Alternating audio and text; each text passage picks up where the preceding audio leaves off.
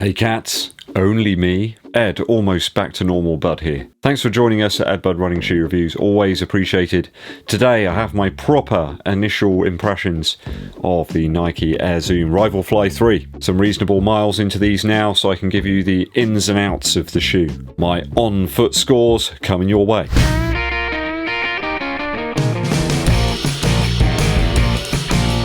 Thanks for joining us here at Eddbud Running Shoe Reviews. Always appreciated. If you haven't done so already, please hit the subscribe button below and also click the bell for notifications of when we roll out those new nuggets. If you're enjoying the content, give us a thumbs up, like and share it with your running buddies. Danke schön. Quick recap from this one. I did an unboxing a little while back. I'd run a few basic miles, but I got some reasonable stuff into it now, so here come my views. A UK 11, US 12. Picked these up for around about 90 notes over here in the UK. You can check out my unboxing video also with the card that's on screen as of this moment. Let's get to it in the proper style. Upper first. A lovely low profile fit here on the Rival Fly 3. Wider in the toe box, a little bit like the Vomero 16 that I particularly enjoyed recently. The toe box is shallow, but I wouldn't suggest overly so. It's just right in terms of height. Certainly a shoe here with the same vibes as the Vomero 16, just a stripped down heel and tongue, and a bit less of a stack in the midsole. Fit has been great over the 11 miles or 17.7 kilometers so far. No rubbing, discomfort or pressure anywhere. Lockdown is good, but I have found due to that shorter tongue that I've just had to stick to a standard bow. If you need to use a runner's knot, you're out of luck here. Could be a deal breaker for some, but no major issues for me. I've just tucked the laces kind of under the laces in front, and the shoe's been fine in terms of fit. I wouldn't suggest it's too long, too short, pretty much true to size. As I say, laces are longer than I desire. You can just get rid of them by tucking them in front, or you could shop them down if you really wanted to. Not saying I like doing really unless I really have to. The upper does make for a more nimble shoe here. I don't think I'd want any less padding anywhere. It's pretty much spot on for me. A nice nimble, responsive sort of shoe because of that upper. Few issues there with that short tongue. I just wish that they'd made it very slightly longer. Padding's in the right places, but yeah, just makes it impossible to really use a runner's knot because where you tie them up, it'll just dig into your foot. So I'm going to reduce the score a little bit here. 2.5 out of 3 for the upper after my initial miles. Midsole now. So midsole wise, the Cushlon and that Air Zoom unit does provide a slightly more arbitrary ride. If you love all that super stack squishy stuff, this isn't really the shoe for you. Responsive is the word here, and I've really been enjoying running again in this shoe. I don't think it's just down to the fact I've been able to run again, but the shoe's really amplified that feeling. If you're a fan of simple setups here without the bells and whistles, then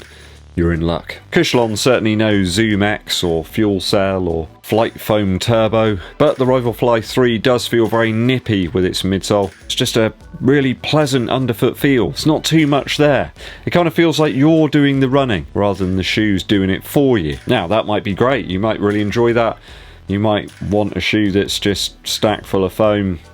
Well, this isn't one for you. The Rival Fly 3 does want you to land on that Air Zoom bag in the forefoot. It doesn't, to me, feel quite as wide or long, perhaps, as the one that you find in the Pegasus 38 or the Vomero 16. The Rival Fly 3 has been a really good partner, actually, for me to get back into running after my injury. Got a bit of PTSD there that kind of keeps cropping up, I suppose, thinking I'm going to fall, but it's helped me to rebuild my confidence, and for that I am eternally grateful. I think the lower stack here in this Nike shoe will appeal to people that dislike the current trend of super stack shoes. You know, if you like the Prime X, you're not gonna really like this one that much. I found that the shoe enjoys paces upwards of 7 minutes 45 per mile. Certainly a pace shoe for me. It wants me to run faster. At the moment, there's bits of my body that are kind of acting like a handbrake, saying, oh, hang on a minute. I think you could use it for slower miles, but it'd just be a bit of a waste. I think the Rival Fly 3 could be a real winner for interval sessions, perhaps repeats, where you've got some recovery stuff in between. Absolutely ideal. You feel in control of this piece of footwear, that you are the shoe master, whereas some shoes feel like they're the master of you. And that's a very refreshing feeling to have, it really is. In the world of super shoes, you know, where it's inundated with masses of foam. So if you're a bit of a purist, give it a whirl. You could call it a lower stack Pegasus 38, but with the concentration of air zoom in the forefoot rather than all the way across the footbed does make for quite a different experience. I'd suggest this is a shoe best suited up to around about 10k. Not sure anyone's going to really want to run a half marathon in it. Maybe. A little bit heavy perhaps for a race shoe, but you could use it for 5 and 10k racing. Yeah, why not? A refined and minimal application of foam here. More old school shoe. Henceforth, I shall give this a score of 2.6 out of 3 for the midsole after my initial runs.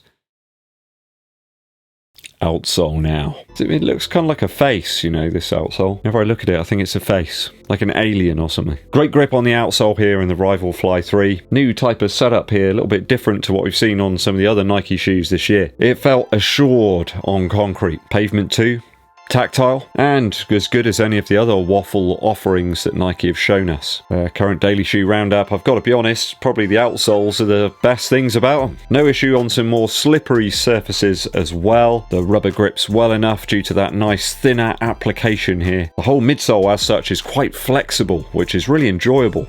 Doesn't feel like there's a big slab of rubber there stopping the midsole from flexing, and that really does pull this shoe apart from the Pegasus and the Infinity Run. The rubber here in the mid to forefoot does feel closer to that featured on the Vomero 16. It's a bit more malleable than some of the others, and it appears versatile enough for most urban use cases. Not exactly one I'd recommend to use on grass, mainly because there's some very small cuts in the protrusions which get clogged up with debris very quickly. I wouldn't suggest using this on light trails either. I just don't really feel it's got the acumen to handle it. They're nowhere near deep enough for that type of use, so you be careful out there. A road warrior here, a race option perhaps, and the outsole has the right features and works well enough for that type of use. Now, especially at a lower price as well, which is always nice. Come on down, the price is right. So I'll give this a 2.5 for outsole, only lowered by the fact that it's just picking up grit like some sort of Hoover, and a lack of traction on grass or sort of trail-like surfaces.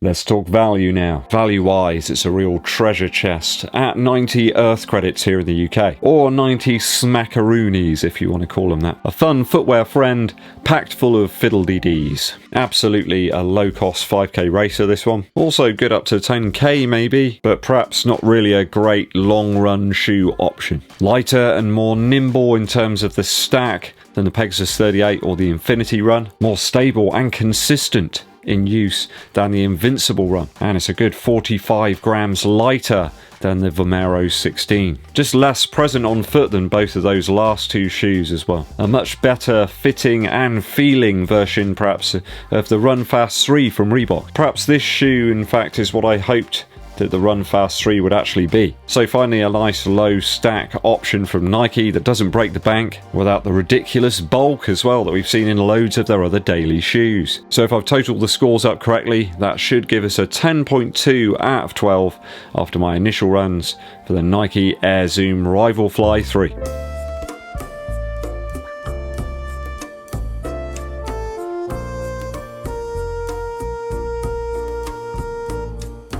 So not perfect in terms of the tongue, perhaps the lace length, also the outsole, just too many small slats there in the traction fins. But imagine this shoe with a Zoom X midsole and like a slightly more refined upper. Oh yeah, that's the Street Fly that they're releasing soon, isn't it? Probably for about double the price. But that one certainly won't be £89 like this one.